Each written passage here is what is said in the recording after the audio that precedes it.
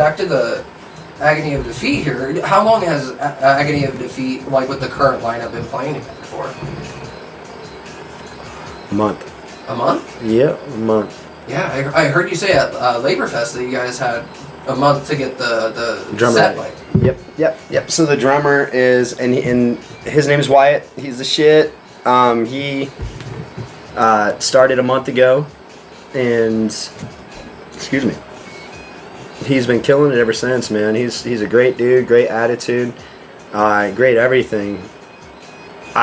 So after that, he started a month ago. We had Tom for about 4 months. Okay. 3 or 4 months. And so. And you guys kicked ass and worked hard, and it shows. So. Well, I appreciate that, dude. Yeah. We have a long way to go, but with like any rebuild that you do, you know what I'm saying? It takes time, you know. It takes. We gotta watch the growth, and that's something. Just like these plants, man. You gotta nurture it, dude. That's right, man. That's right. Well, you did tell me the story behind the name, but how did Agony of Defeat come together in the first place? I used to play in a band called Ill Trip, and that band was like funk, hip hop, metal. Okay. So I wanted to continue on with that, so I started Agony of Defeat and formed Agony of Defeat in 2005. And then after that, I got with my brother and I said, hey, do you want to do this band thing with me? And he was just like, yeah, let's do this. After that, we were like partying at like some guy's house. It was like New Year's Eve, and I met the original drummer named Derek Hutchinson. And we rocked together for like 15 years, man. Like we played the Bel Air, which was great. Hell yeah, that's awesome, man. Props to Jordan for that one.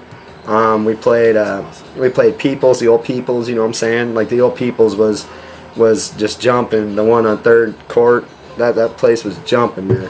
We got videos out if you want to check those out too. Just look up any of the old stuff from like 2010. You see the places are packed, man. That's why I wish this scene would get back to, and I'm starting to see videos that are like that with like the place packed, and that's what's up. That is what's up. That warms my heart to hear. That's what's up, yeah. Alongside your brother in Agony of Defeat, but not just him, like with the entire band, how would you handle creative disagreements? They're fucking out, dude. They're fucking out. If you disagree with me, you're fucking out. No, I'm just kidding.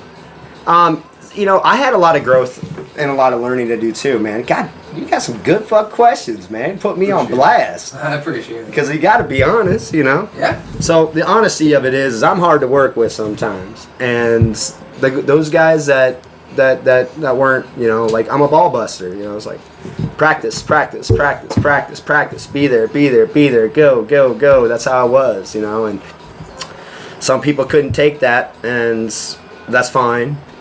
But yeah, man, like I didn't deal with disagreements very well because I had a vision, you know, and I wanted to stay honest to the vision that I had, and it did more damage than good, man.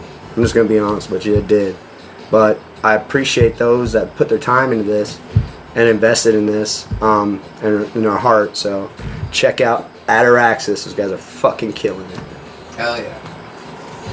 So much energy on stage too. I loved watching them perform. Yeah, they're dude. I wouldn't have rocked with anybody else, man. Honestly, those guys are my brothers, and I'll tell you what. I'll just leave it at that. But the energy is definitely there for the show. I'm proud of those guys. If you haven't checked them out, again, The Plug, Ataraxis Movement. Go check them out. I think the first time that I played with you guys in Agony, I think Tyson was the harsh vocalist. Yes, he was. He's on Debic and he's on God. The songs, the EP Agony of Defeat just released January 1st. He's on those. He did a great job and came with it.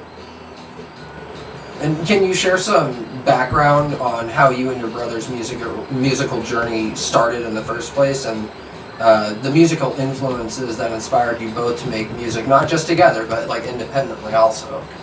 Okay, so yeah, my brother and I are from Detroit, Michigan, so we grew up with Detroit parents that loved Motown.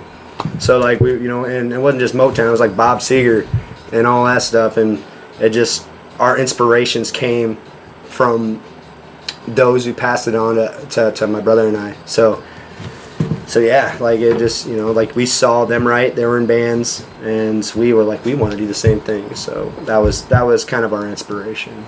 Okay. So it all stems back from the parents. Yeah, it does. Yeah. Man.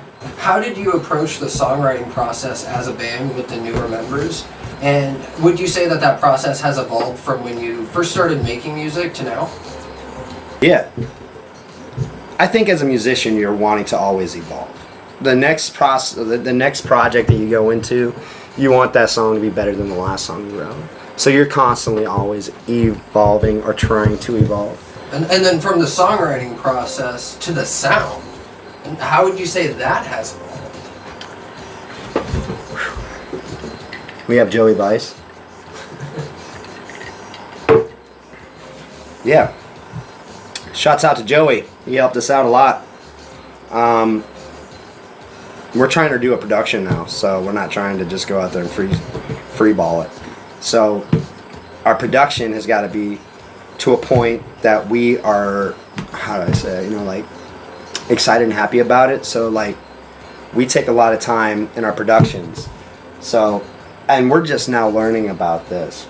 So, but yeah, I can't give, Joey's told me not to give away how, but yeah, we are trying to do this as a production now. Okay. I don't know if that answers your question, but yeah. It's a very interesting perspective to put on it then. From a sound standpoint. So now it's not just a band, it's a whole production. We're trying to go that route. Okay. Yeah. We saw another band that play live. I did anyway, and I was out drinking at a bar called TC's in Marshalltown. But TC's. I saw this band called Final Mix. They're a cover band. They're from Minnesota, I believe. Alright. And I saw them and I looked behind and I was just like, how are they doing all this stuff, And they're staying on point, sounds great, everything like that. They're still playing. And so I found out how they were doing it, and then I contacted a friend of mine who gave me and jammed with him, and I started seeing different sides. So we want to be able to give the crowd the $5 that they paid for. So as far as the production with the lights and making sure that we bring our own sound, because we don't want to rely on a sound guy. So what you're seeing right here is all the sound plus the floor monitors, the mixer board, everything. So we don't want to leave it in the hands of them. So we try to bring our production with us, and yeah. So okay. So you bring the whole PAs, the speakers, the monitor, all that. Yeah. Okay. Yeah. As well as the lights. So lights, camera, action. Man. Yeah. Yeah. Okay.